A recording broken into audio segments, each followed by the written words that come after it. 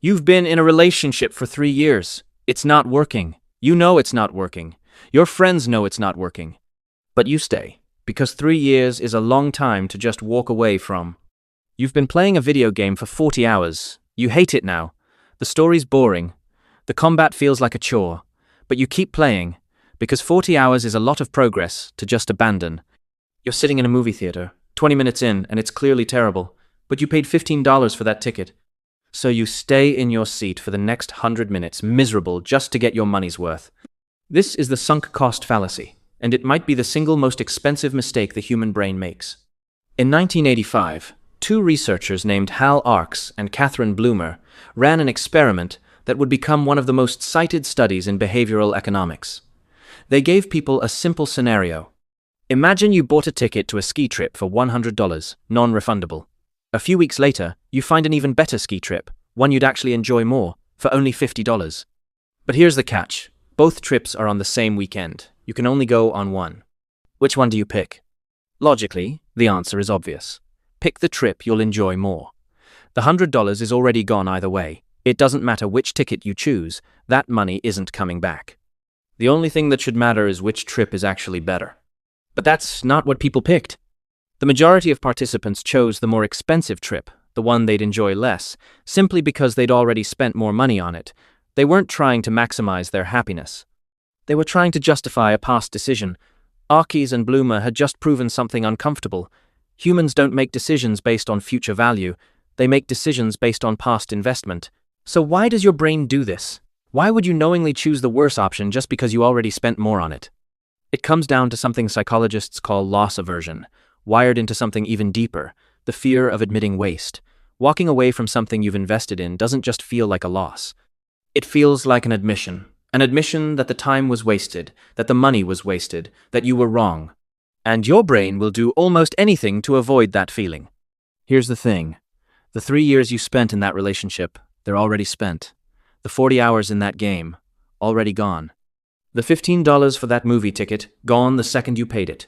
None of that comes back no matter what you decide next, but your brain treats the past like a debt that has to be repaid with more of your future. It tells you, if you stop now, all of that was for nothing. But staying doesn't undo the loss. Staying just adds to it. Think about it like this. You're standing in a hole you dug for yourself. The sunk cost fallacy convinces you that since you've already dug this far, you might as well keep digging. But digging deeper never gets you out of a hole. It just makes the hole deeper. Economists have a phrase for the correct way to think about this. Bygone is bygone, meaning whatever you've already spent, whatever you've already lost, it should have zero weight on your next decision. The only thing that matters is what happens from this point forward. But almost nobody thinks that way naturally, because it's not just about money. It's about identity. The roots of this go deeper than personal finance. For most of human history, resources were scarce, and survival depended on not wasting effort. If you spent 3 days tracking an animal, walking away empty-handed felt catastrophic, even if continuing meant walking into danger. Your brain evolved to hate waste, because waste, in a world with no surplus, could get you killed. But you don't live in that world anymore. Most of your modern sunk costs aren't threats to survival. They're just uncomfortable feelings. And your brain can't tell the difference between the two. Researchers have found this pattern everywhere they've looked. In business, companies pour more money into failing projects because they've already spent millions, and stopping would mean admitting the millions were wasted. In war, military leaders have kept fighting long after strategists knew a war was unwinnable, because pulling out felt like betraying the soldiers who'd already died. In everyday life, people finish bad meals because they already paid for them, stay in careers they hate because of the years already invested, keep buying gym memberships they never use, because canceling would mean admitting the money was wasted. Every single time, the same pattern, past investment overriding future benefit. Here's where it gets interesting. In 2018, researchers ran studies showing that even animals, pigeons, and rats show a weaker version of this bias, which tells you something important. This isn't a flaw in your intelligence.